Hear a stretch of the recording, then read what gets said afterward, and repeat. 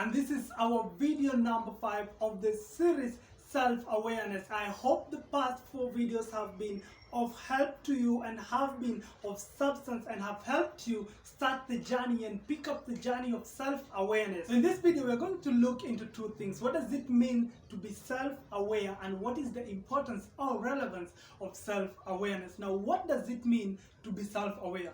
Being self-aware means that you are able to track your thoughts, you're able to understand your values, your beliefs, and your philosophy of life.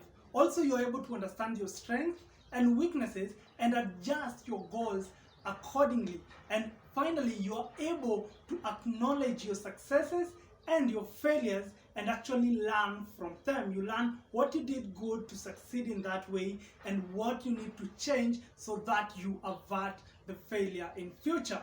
On the importance of self-awareness, we actually have 5 bullet points. These are not all of them, but they will give you perspective on where you're going when you start the journey of self-awareness. Now, the first one is that self-awareness is the foundation of better relationships, both with yourself and with other people. When you know, when you're aware of yourself, when you're aware of your thoughts, when you're aware of your emotions and your feelings, you're able to adjust properly and actually relate to people better. Number 2 is pick better battles for yourself, and this is not actually the violence type of battles, but the battles that you deal with on a daily basis. Now, these are the goals, these are the targets, these are the things that you want to achieve. When you understand yourself better and you know yourself, you're able to pick a line, pick a lane, pick the battle that actually fits you and a battle that you can actually win.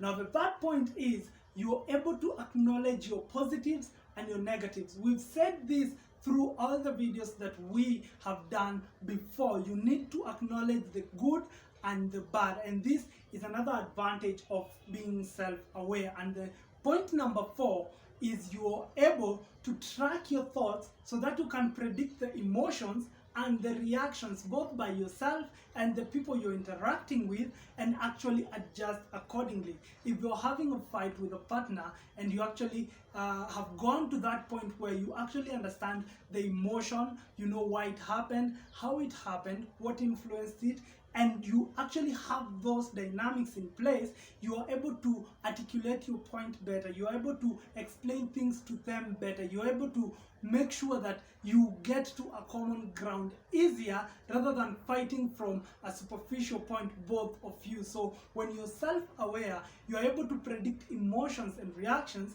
and actually adjust properly, either by changing your language, changing how you present it, changing how you interact with them, or anything else. And finally, the 5th importance of being self-aware is that you're able to deal with your insecurities better.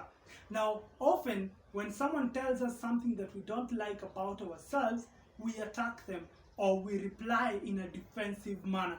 But when you're in the journey of self-awareness, you actually use this as something that highlights something in you that actually doesn't sit right with you. So instead of feeling like someone is attacking you, you actually take that, appreciate it, and start working on it to find out exactly what is the underlying instinct or emotion that makes you feel awkward when someone tells you a particular thing. If someone tells you maybe you need to improve on your work, maybe they're just genuinely telling you that your work is not up to standard, but because you have the insecurity, you might think that they are attacking you personally, maybe because they don't like you or something. And that emotion of feeling that someone is attacking you is not actually a cause by the other person, it is something that is within you. So by actually being self-aware, you are able to deal with your insecurities better. You are able to know that they are there in the first place, what instigates them, and also how to deal with it. So on our next video, we are going to look at how actually to do it. What is the process of becoming self-aware? What do you do on a day in, day out basis? And also we are going to have some bonus video which is going to actually give you the questions to ask yourself and also the questions that you can engage with friends so that you can actually start the journey of being self-aware.